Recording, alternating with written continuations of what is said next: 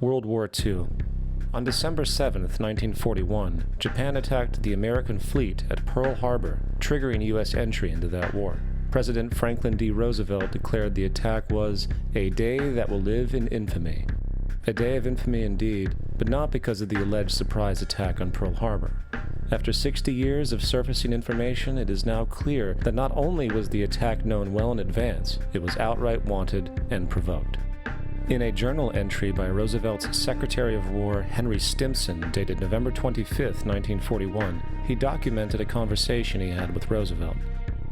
The question was how we should maneuver them into firing the first shot. And in congressional testimony later, he added, "It was desirable to make sure the Japanese be the ones to do this so that there should remain no doubt as to who were the aggressors." In the months leading up to the attack on Pearl Harbor, Roosevelt had done almost everything in his power to anger the Japanese, showing a posture of aggression. He halted all of Japan's imports of American petroleum. He froze all Japanese assets in the United States. He made public loans to nationalist China and supplied military aid to the British, both enemies of Japan in the war, which, by the way, was in complete violation of international war rules.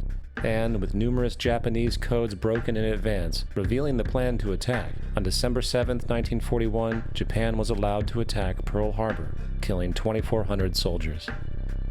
Before Pearl Harbor, 83% of the American public wanted nothing to do with the war. After Pearl Harbor, 1 million men volunteered.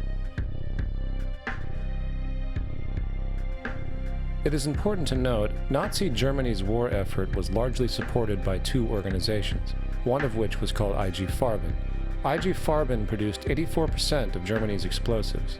One of the unspoken partners of IG Farben was J.D. Rockefeller's Standard Oil Company in America. In fact, the German Air Force could not operate without a special additive patented by Rockefeller's Standard Oil. The drastic bombing of London by Nazi Germany, for example, was made possible by a $20 million sale of fuel to IG Farben by the Rockefeller's Standard Oil Company. This is just one small point on the topic of how American business funded both sides of World War II. One other treasonous organization worth mentioning is the Union Banking Corporation of New York City. Not only did they finance numerous aspects of Hitler's rise to power, along with actual materials during the war, it was also a Nazi money laundering bank, which was eventually exposed for having millions of dollars of Nazi money in its vaults. The Union Banking Corporation of New York was eventually seized for violations of the Trading with the Enemy Act. Guess who the director and vice president of the Union Bank was? Prescott Bush, the father and grandfather of former U.S. Presidents George W. Bush and George H.W. Bush. Vietnam. The United States' official escalation and entry into the Vietnam War came after an alleged incident involving two U.S. destroyers being attacked by North Vietnamese PT boats in the Gulf of Tonkin. This is known as the Gulf of Tonkin Incident. This situation was the catalytic pretext for massive troop deployment and full-fledged warfare. One problem, however, the attack on the U.S. destroyers by Vietnamese PT boats never happened. Former Secretary of Defense Robert McNamara stated years later that the Gulf of Tonkin incident was a mistake, while classified documents released years later show that it was a farce, manipulated for the purposes of war. And once in the war, it was business as usual. In October 1966, President Lyndon Johnson lifted trade restrictions on the Soviet bloc, knowing full well that the Soviets were providing upwards of 80% of North Vietnam's war supplies. Consequently, the Rockefeller interests financed factories in the Soviet Union, which the Soviets used to manufacture military equipment and send to North Vietnam. However, the funding of both sides in this conflict was only one side of the coin. In 1985, Vietnam's rules of engagement were declassified. This detailed what American troops were and were not allowed to do in the war. It included such absurdities as North Vietnamese anti-aircraft missile systems could not be bombed until they were known to be operational. No enemy could be pursued once they crossed the border of Laos or Cambodia. And most revealing of all, the most critical strategic targets were not allowed to be attacked unless initiated via high military officials. Apart from these illogical limitations, North Vietnam was informed of these restrictions and therefore could base entire strategies around the limitations of the American forces. This is why the war went on for so long. And the bottom line is this: the Vietnam War was never meant to be won, just sustained. This war for profit and resources resulted in 58,000 American deaths and 3 million dead Vietnamese. So, where are we now? September 11th was the jumpstart for a hegemonic agenda, enabling the possibility of constant global warfare. It was a staged war pretext no different than the sinking of the Lusitania, the provoking of Pearl Harbor, and the Gulf of Tonkin lie.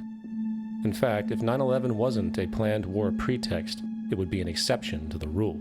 It has been used to launch 2 unprovoked illegal wars, one against Iraq and the other against Afghanistan. However, 9/11 was a pretext for another war as well, the war against you.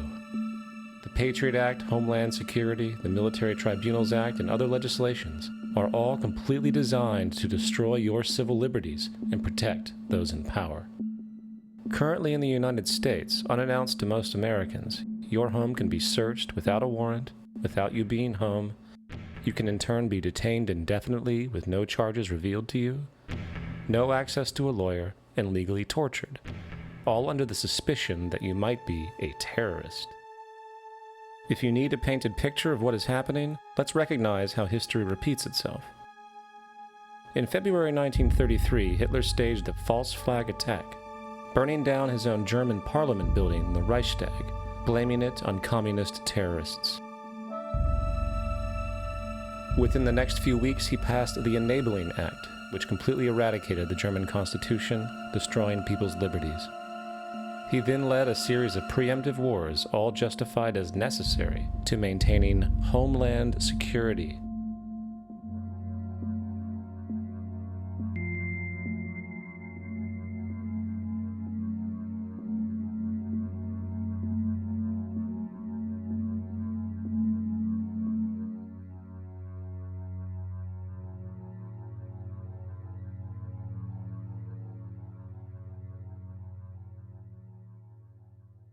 Am Schicksal des Kommunismus und der sich mit ihm verbrüdernden anderen Organisationen ändert dies nichts. Our enemy is a radical network of terrorists and every government that supports them. It's time to wake up. The people in power go out of their way to make sure you are perpetually misled and manipulated. The majority's perception of reality, especially in the political arena, is not their own. It is shrewdly imposed upon them without them even knowing it. For example, the public at large now believes the invasions of Iraq and the Middle East, along with the resulting instability, are the consequences of political and military mistakes. What the public fails to see, of course, is that the destabilization of the Middle East is exactly what the Western interests want. This war is to be sustained so the region can be divided up, domination of the oil maintained, continual profits reaped for defense contractors, and most obviously, permanent military bases established to be used as launching pads against other oil-bearing, non-conforming countries, such as Iran. For further implication that the civil war and destabilization is purely intentional, in 2005, 2 elite British SAS officers were arrested by Iraqi police after being caught driving around in their car, shooting at civilians while dressed up as Arabs. After being arrested and taken to a jail in Basra, the British Army immediately demanded release of these men. When the Basra government refused, British tanks came in and physically broke